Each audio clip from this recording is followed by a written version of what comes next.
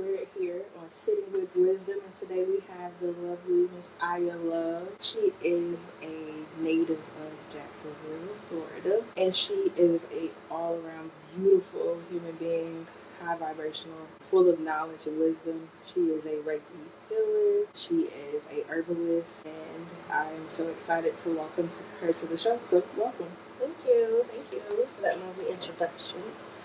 Alright, no problem. So today we are talking about healing generational patterns. I think it's a very deep topic. So let's go ahead and get started. We're going to jump on into your first question. So what was the moment that you were able to identify that you were caught in a generational pattern and you needed to change? I just really started realizing how much masculine energy I had inside of me. Being the only female in a barbershop full of men helped me to realize it sooner. Then I just started. You said the moment I needed to change it? Yeah, like when I saw how the men were treating other women that came in the shop, I'm wondering why they don't treat me like that? Why don't they respect me like that? Just the softness that they talking to and respect. I gotta make some changes. If I ever want to have a man in life, I need to start practicing on these guys in this barbershop, before I get up out of here. So what was that like generational pattern that you identified? So the generational pattern I identified it with was because you start asking, why am I like this? And then what happened for me to get this way? And looking back, I was around on the street corner and, being a tomboy. And then you go back and you're like, as you start doing the work and on the realizations of becoming aware, you start looking at the people that raised you. My mom, my aunts, the people that had influence on me. And I'm like, where did that come from? My grandma. My grandma, her mother passed away during childbirth. So she was raised by her brothers. She didn't stand a chance. It was just masculine energy was in her. And they were kids of slaves. So, she just, there was no way for nobody to have no feminine energy in them. It was like, so do you think like your grandma probably produced that energy as a coping mechanism, if you will? I think it was just learned behavior. Like, she was raised by her brothers, so that's all she knew. Right. There was no feminine influence in her household. Her brothers were young too, so they were just older than her, so they raised her. So what tools did you use to shift those generational patterns? Well, I started listening to the guys in the shop. Okay. They told me, I didn't hear the things that they say that sounded just like the things guys I had dated said, even though these are guys I'm not romantically involved with. And these guys actually know me, unlike me thinking the other guys didn't. Because at some point, you got to stop and be like, everybody's saying the same thing, and they don't even know each other. So, accountability, that was number one. I had to learn how to be accountable. That hurt. Because when you accountable, that means you got to be honest with yourself, and nothing hurts more than the truth.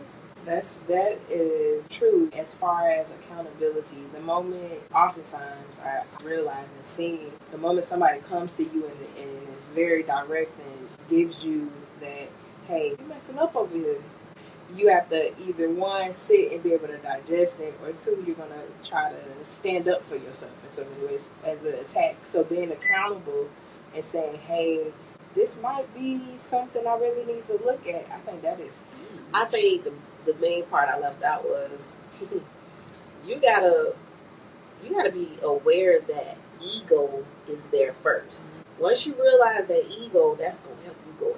Like, be aware of the ego, and then learn the accountability and the vulnerability. But as you talk about vulnerability, right, and then you talk about a generational pattern that you've seen and identified in your family, do you think like those women in your family had the ability to be vulnerable?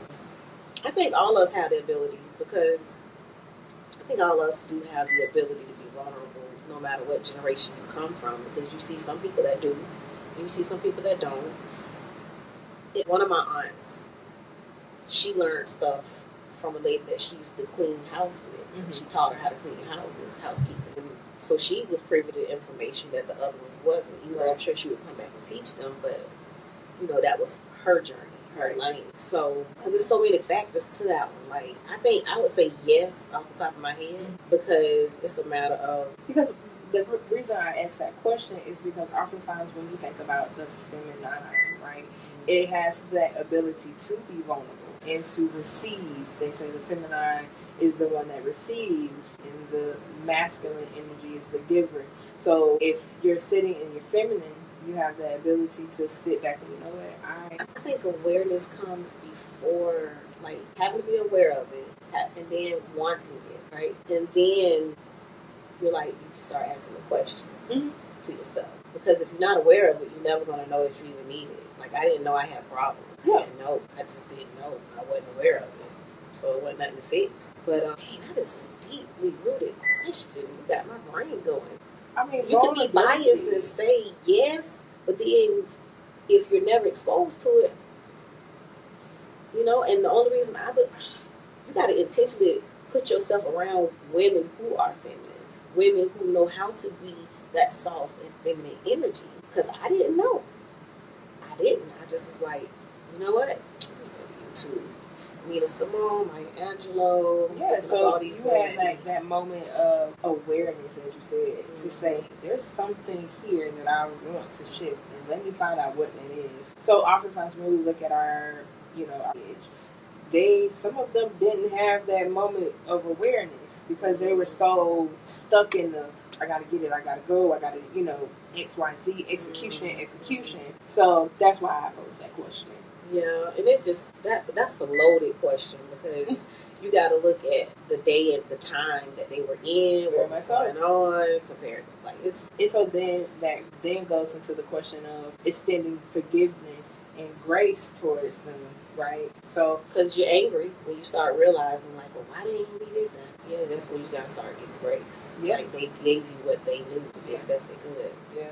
So how did forgiveness for yourself and for others really factor into your healing journey? Forgiveness, knowing that if I don't forgive, when it came to my mom, I just was like, I was angry. Because I'm like, why she don't know this? Why she didn't teach me this? But then realizing she did what she could, what she knew. Then realizing I gotta forgive her if I want to forgive myself, if I want to heal myself, because I'm cut from that cloth. We are the same. Like, it's the same cloth, the same material. So forgiveness, like, because I know if I didn't, I'm going to keep suffering. I'm going to keep suffering, I'm going to keep struggling and keep surviving. And so forgiving, it's levels to it now. Because you forgive on one level, and then you like, oh, okay, I'm good now. And then you get to the next level, next phase, and you realize there's 20 more levels to that phase. And you got to keep forgiving. Grace.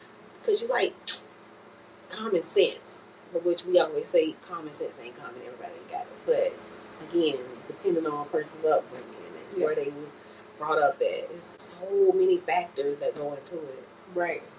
And it's kind of interesting to sit and break down that it's so many factors that go into it, and you're one person, right? You're one part of the pattern. And then there's so many other parts that came along that come before and after, that you have to take into resonance with in how you're healing and how you're progressing on the healing. So was there a moment you felt lost, when you were on this healing journey, that you felt maybe abandoned, and how did you find your way back?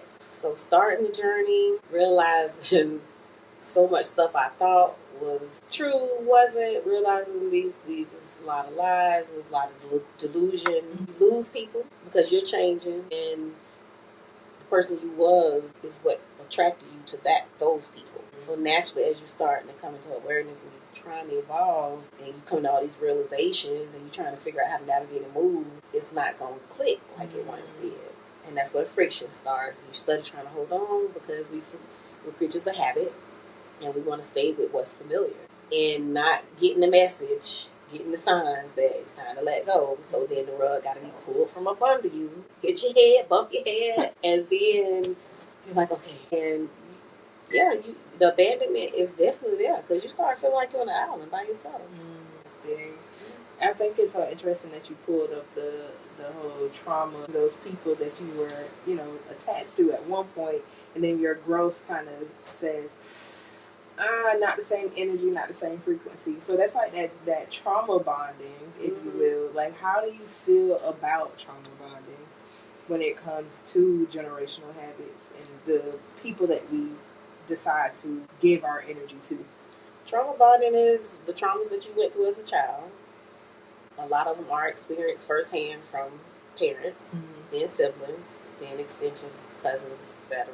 But yeah, it's the bonding is because you go to what you know, what's familiar. So why would I not go over here?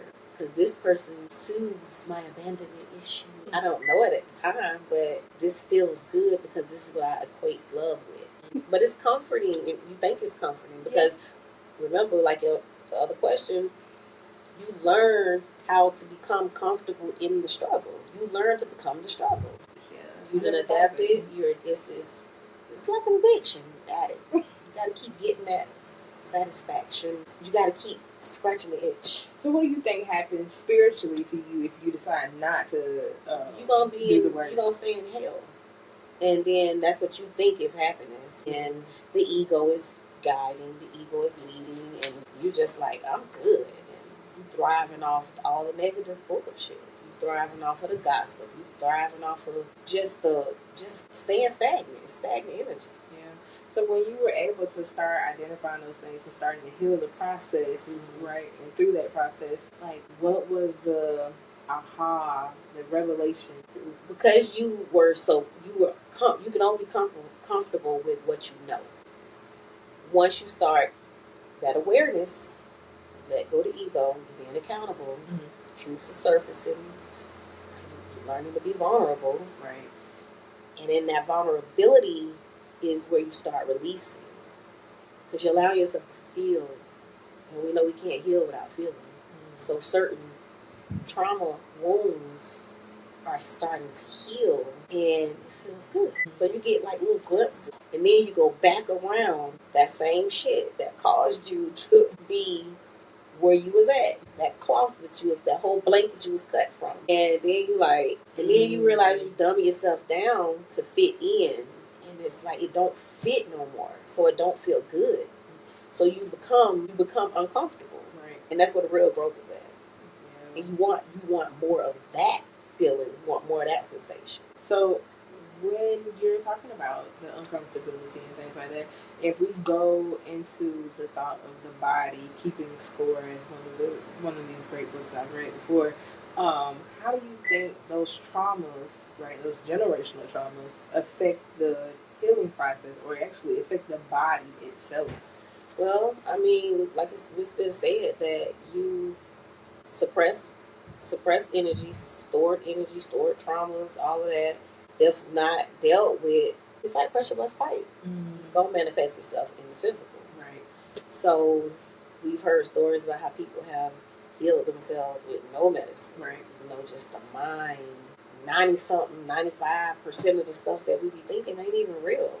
It ain't even happened. It's just hypothetical and worry. And so when you start changing thoughts, change the mind, because we learned from the great Wayne Dyer, energy flows where attention goes. Whatever you focus on, that's what's going to grow. And when you start really being intentional about your thoughts, and you got to catch yourself, that's harder than working out in the gym. Yes, I would agree. Yeah, it is, because you got to constantly keep catching yourself. And depending on what stage you start in life, you could be doing it for 20 years, 30 years, 40 years, 50 years. Yeah. And start trying to reprogram. So that's real. I had a lower back, what I thought was an injury, and it still bothers me when I work out. And I paid out of pocket to get an MRI, and there's nothing there. Nothing's wrong. So that let me know, because of where I'm at on the journey, this is spiritual blockage. It's some stuff I'm still holding on to from my past.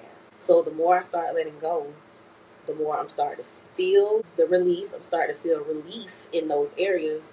And then one of my friends, just earlier today, she sent a message talking about how she had this pain in her chest area for years, and she's been doing this deep, extensive energy work, because we're Kundalini energy healers too.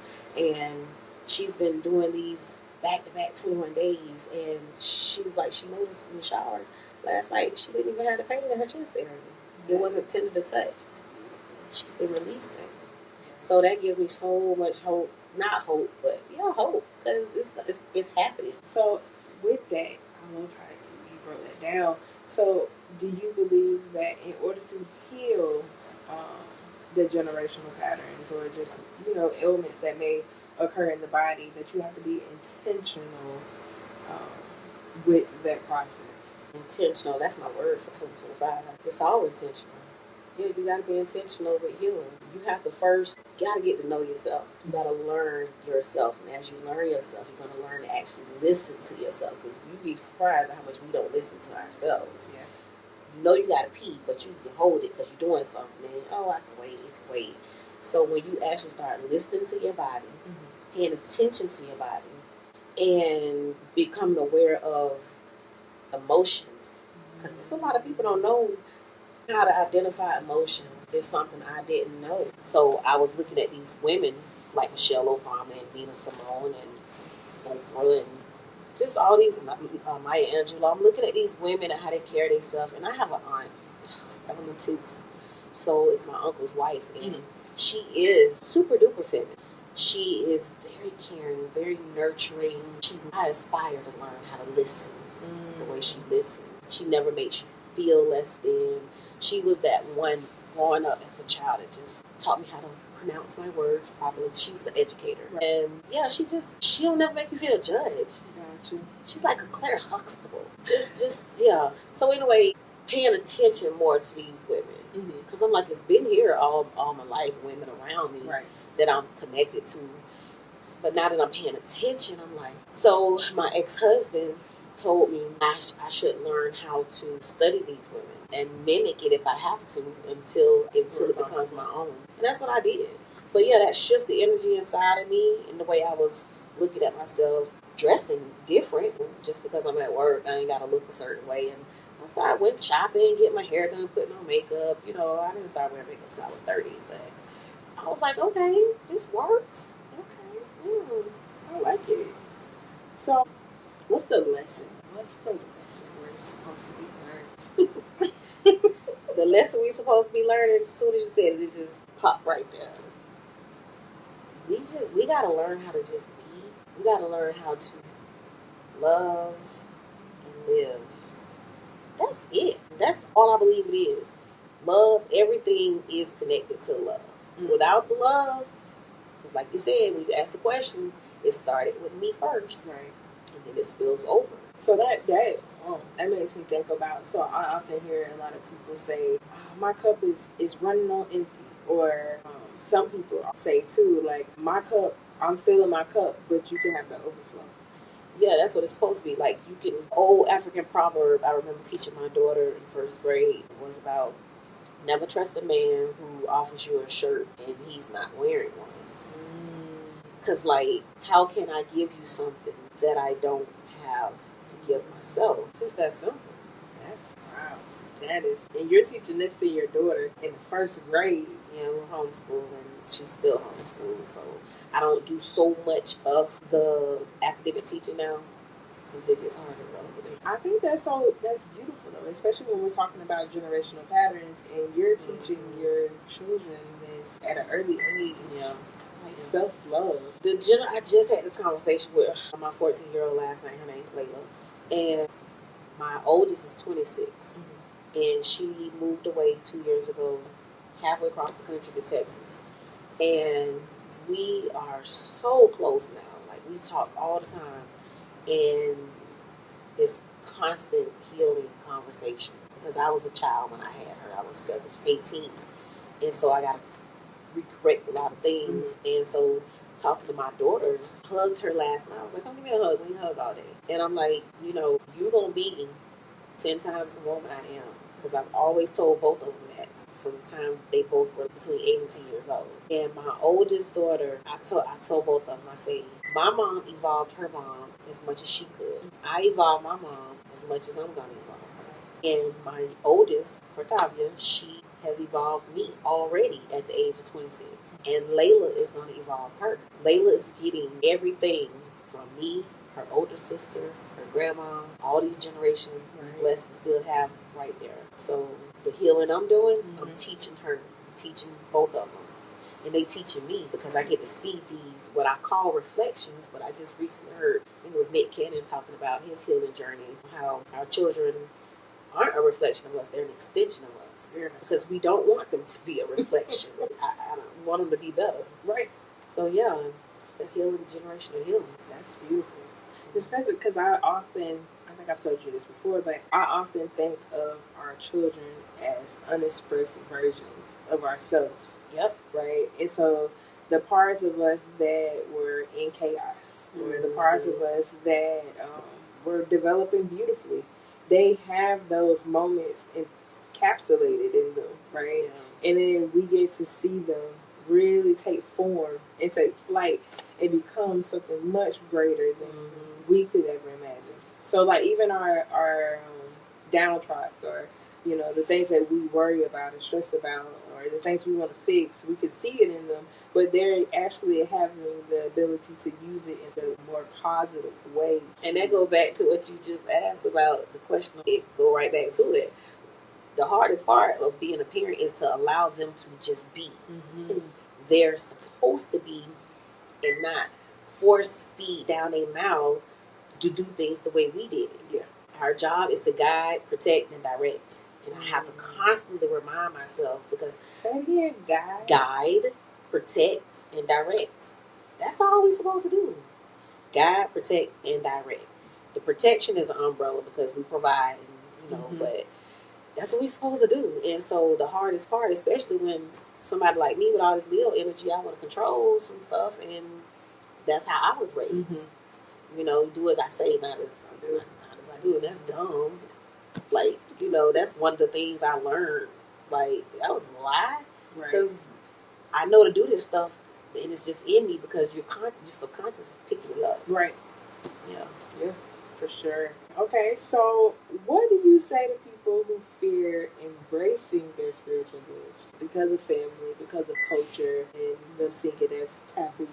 Well, again, I can only speak from my experience, because I went through it. I was in the church, and I tried having a corporate job. I tried all this stuff, and it's like everything I kept trying to do, it's like I was suffocating, like I just couldn't breathe. Why do I always got to go against the grain? Why I can't just do what they say I'm supposed to do the way they say I'm supposed to do it? Why? Why do I have to always resist? And that's when one day it hit me. Because your journey is not like everybody else's journey. There is a different calling on your life. That is why you can't comfortably fit in with your childhood friends or your cousins. Or I've always known all of us are different. But like you say, like your question say, some of us choose to conform and stay. Some people are really good at following. That is not in me. I am a leader. That's who I am. But I had to learn how to settle into that role with going against the grain. Taking the slack of being called an atheist, a devil worshiper, because they didn't understand that I chose for love to be my religion, and that's why I stopped going to church. They didn't understand that something was put inside of me to know that I need to breastfeed my daughter. Like, my natural instincts was kicking in. And something inside of me said, I don't go to church no more. Oh, she taking a walk on the wild side. Oh, she done lost her damn mind. You know what? I'm going to stop eating meat. Oh, Lord, you going to die. Wow. I'm going to homeschool my daughter. I don't want her to go to school. And I didn't know why. Right. It just was something in me very hard to send her to school. It took me 2 weeks to enroll her in kindergarten. Because I was like, I didn't know what to do though. So I started researching on YouTube, Google, and they started trying to put her on medicine. And I was like, you know what? She ain't coming back. This is going to be her last year. She ain't coming back. So I had to teach her meditation in kindergarten to keep her calm. Right. Because she's 5 years old. What 5-year-old can sit still, and especially after eating lunch, you're sleepy. Kindergartners used to take naps. So I had to make a conscious choice. And I had to do the work and I had to do the research. And oh boy, here it came from everybody. You're going to fail her, and you ain't qualified to teach. You ain't go to school. Then you realize you learn. Parents are the best teachers. First teachers. I had to take a lot. Like, everybody thought I was crazy. people sitting back watching, waiting to see me fail, waiting to see, some was waiting to see if I was serious. Right. And when they started seeing the changes in my life, that's when I knew, ooh, it's got to be more to life than just standing behind this chair 6-7 days a week. And the same people that told me, you a woman barber, you the woman trying to be a barber, it's not going to work. The same people that told me, you crazy, you just going to walk away from all this money you making. Right. Like, most people who knew of barbers didn't even know barbers could make that much money. We got the blueprint that we really did very well, you know, before we even knew what to do with the money. That's another podcast, because that you got to have financial literacy. Yes. It is important, or you will lose a lot of the money. I speaking only from my experience. So anyway, yeah, your family, people who don't understand, and it's not that. I think it's more so fear. That was going to be my question, because when you really sit back and you look at how people can stay in a system that has failed them constantly, and then you decide to do something different, it's like, oh no, what you doing? Yeah. You know, all up in arms. Like, I remember my youngest, I took him to go get shots. I breastfed him and did all that other stuff, which everybody thought was weird too, you know. But I went and took him to go get shots for the first time, and he got like a fever, a rash, and all of this, and I'm just like, and they tell you that's normal. That's what my trigger was. It was, I'm in my mind, like, something in the water just ain't right. And I go to the pediatrician and I'm talking. I'm like, hey, he has a rash, he has a fever. What's going on? My child slept the whole day. Like, after that, oh, it's okay, it's normal. Hey, what do you mean normal? What kind of normal? And that's when I was just like, okay, you know what? Let me fall back on this.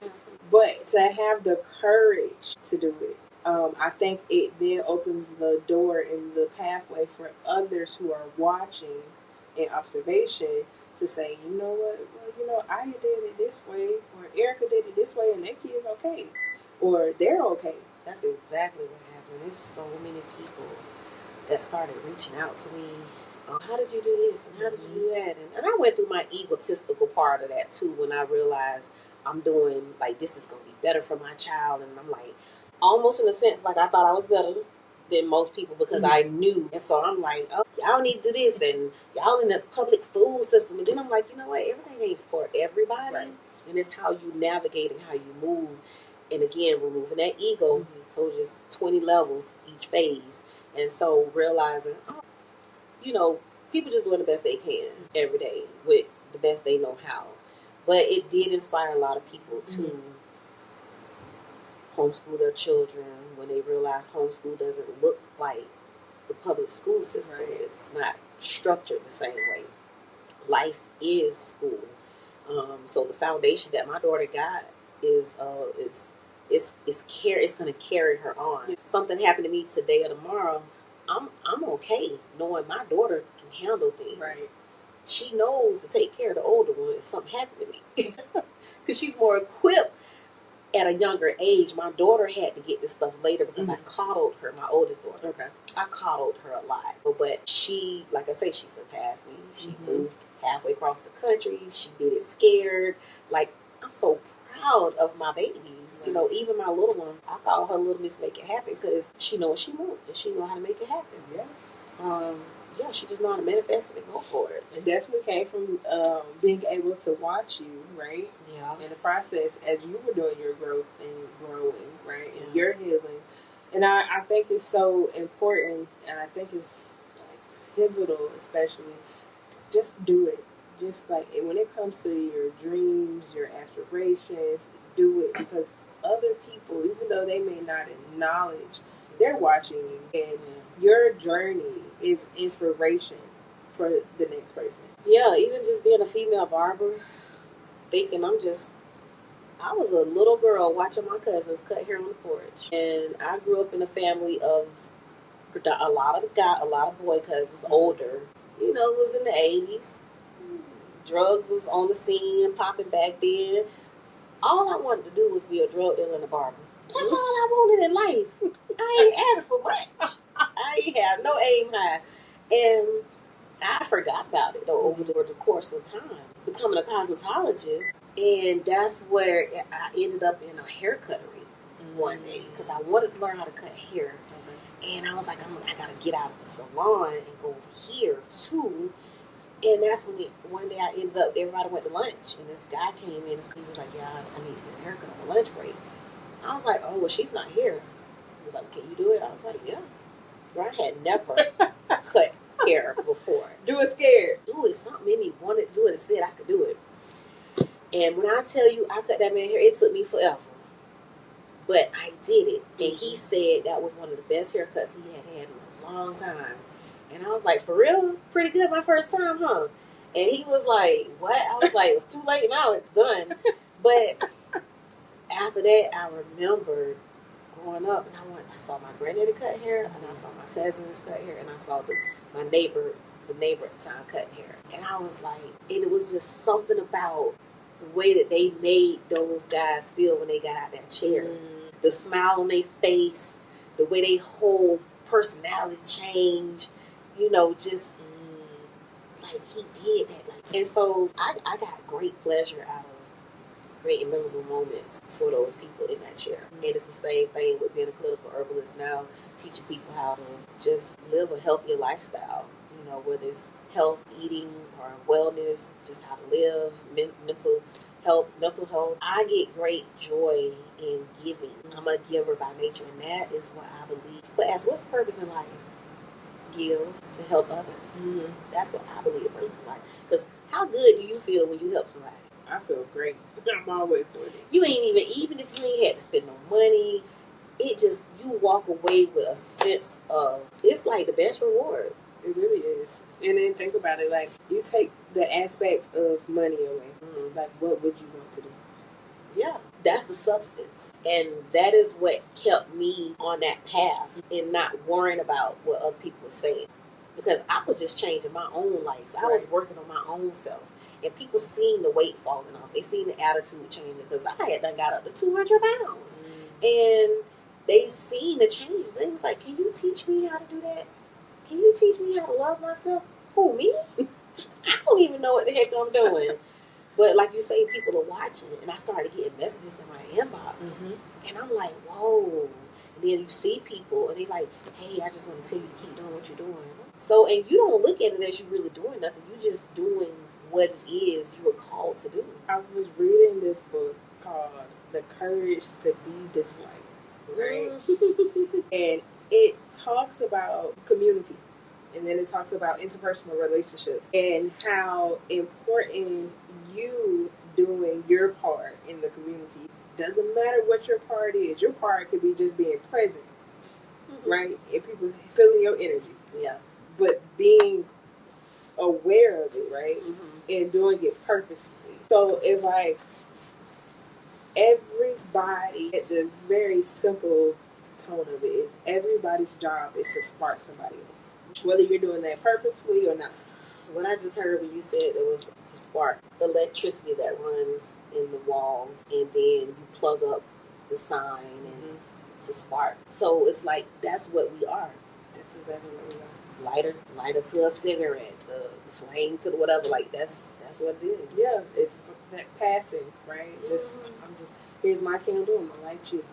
Keep going. And then sometimes it occurs where you have somebody that decides to be selfish because they don't want to share their flame, right? And then it seems as if like, okay, well, what's the standstill? You still lit. Even if you share a little bit, it's okay because either way, when you look at it, we're still on this topic, right, of generational aspect. Sometimes I've seen where some parents, or let's say fathers, right, they have a son, and their son is like 10 times better than them already. And then they have this moment where it's like ego, as you were talking about, comes in play and says, you know what, I'm not sharing that.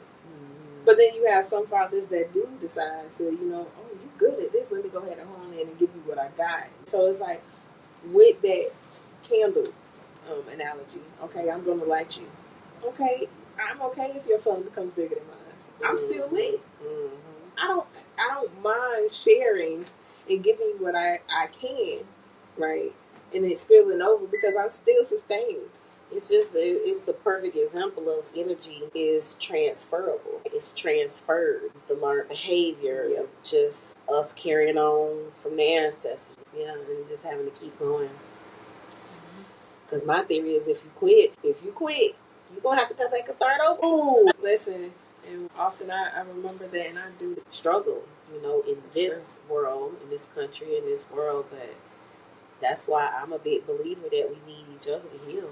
You got to be able to bridge the gap, like masculine and feminine energy, the yin and the yang, the balance. It is needed. It is necessary. for sure, 100%. And I think just really thinking about how our homes were, broken purposefully. At one point, we had such a strong unit, strong community. The point of it was that they wanted to break the black community apart. And the best way you can break a black community apart is breaking the home. You break the family apart. You break the family apart. Now it's no community. And then you lose that dynamic of the feminine and the masculine energies, and being able to see that, because we're both, no matter if you're female or male, you have both masculine and feminine energy, and learning how to harmonize that, and seeing that like present in your world, in your your atmosphere. I think it's so important. It is. It's imperative. It's just bringing so much stuff back to surface that I hadn't even thought about. And even just, like I say, the work that I'm doing, and like you say, it takes courage. It takes courage. It does. It really does. Because so many days I quit. And I'm like, you know what? I could just leave. But then I remember, I realized, it don't matter where you go. You're going to follow you. You're going to be you. And you're just going to go there and do it. Now, do I believe it could be different environments to make you thrive and flourish better? Yeah, heck yeah. Make it easier? I do. And I be asking myself, why you still here? And it's that comfortability. Like I'm evolving, but learned to navigate in my space, which is Jacksonville. But as I've traveled to Africa, Jamaica, Italy, all these different countries, and I realize there's so much more out here. And what's the analogy I heard before about the fish in the tank? It can only grow sharp, big as the tank. Right. And when you take it out, it continues to grow. Right. And a part of me feels like I've reached my maximum potential. And that's when you also notice you start to see a struggle. You start to become uncomfortable. And the stuff that you're doing, it's working, but it's just taking a lot to get it going. And that's why you see some people when they move and relocate, they just seem like they just take off. For sure. And I believe that we supposed to lead a tribe. I think we are. That's why Black people, African people, natives were such great explorers, because we left and explored the earth. I never thought of it that way. That's why we're in every corner of the globe. We done already been there. Even when somebody think they discovered it. That is so true. All right, so before you leave, you have the bowl, and you're gonna pull 2 questions, and I'm gonna read them to you. Okay. And you answer. Okay. So, Miss Aya, what's the one habit you've developed that has most improved your life? The ability to self-reflect and self-evaluate. Anybody who know me, maybe I do it too much, and I'm still learning how to just be, but the ability to self-reflect and evaluate. How could I have made the situation better? What did I do to contribute to this situation, even the times that I think I'm right? Because there's been so many times that I knew I was in the right, but didn't realize my reaction or my response made it worse. Or me not considering how something I said or did, my delivery, my approach made somebody feel. Like just considering people's feelings. If I could say one thing about Miss Aya, is that she is very self-aware. Very self-aware. And I love it because, it makes you, especially me being in your energy, it makes me become self-aware as well. Like that moment when I showed you my cell phone picture with all those. My OCD anxiety kicked. I was like, oh my gosh, I'm going to go get her phone right now.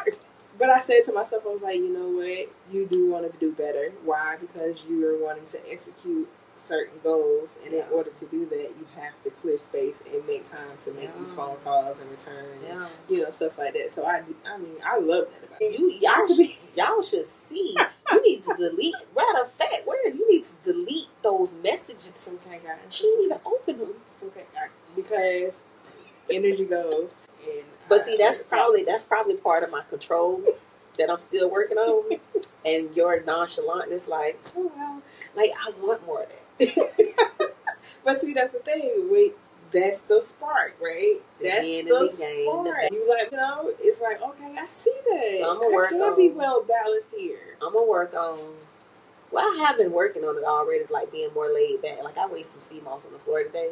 The jar fell. I was making me a salad, and I looked, and I was like, my past self would have spazzed the heck out. But I was like, okay, well, just clean it up, and that was it. All right. What's one thing you would tell someone who is struggling with self-doubt? I don't know why. This question making me feel emotional. One thing I would tell someone who is struggling with self-doubt, the acceptance, just accepting you as you are. Constantly, remember we talked about that reprogramming phase. Reminding yourself that you're good enough. Because the way we were raised, some of our generations were raised like, what you say don't matter. We ain't got no damn feelings. Be quiet, don't speak, don't use your voice, whatever. And so reprogramming yourself to knowing that you are good enough. It's like surround yourself with people that allow you to be you. Right. And the way that you'll know that is because they don't make you feel less than. They accept you. They encourage you to be you. They celebrate you for being you. That's the best advice I can give somebody who is struggling with self-doubt, because that's what's helping me. Your vibe attracts your tribe. Believe that. I've been hearing it for the longest, and now I'm living it. I cannot believe the women, the men, the people that I am attracting. My soul tribe. Being seen, being heard, and being understood. It's top tier. It is. It does something for the soul. Hey everybody, so this is it. This is the end of today's episode of Sitting with Wisdom, a space where deep conversation sparks transformation and where the lessons of those who have walked the path before us become guiding lights on our own journey. This podcast is about more than just words. It's about wisdom in action, finding clarity, healing, and alignment in every area of life. So, if today's episode resonated with you, I hope you take the time to reflect, to share this episode with someone else who may be inspired. And most importantly, I hope you take the time to apply what you have learned. Application is so important. Now, if you could do one simple thing for me, which is take the time to subscribe. I have so many more projects, so many more podcast episodes, and I'm so excited to get them out there, to share a little bit more wisdom as we all come together collectively to heal our community, heal ourselves, and create a better future for the next generation. So, join me next time as I explore more of life's wisdoms. And until then, stay open, stay present, keep walking your path with wisdom. Peace.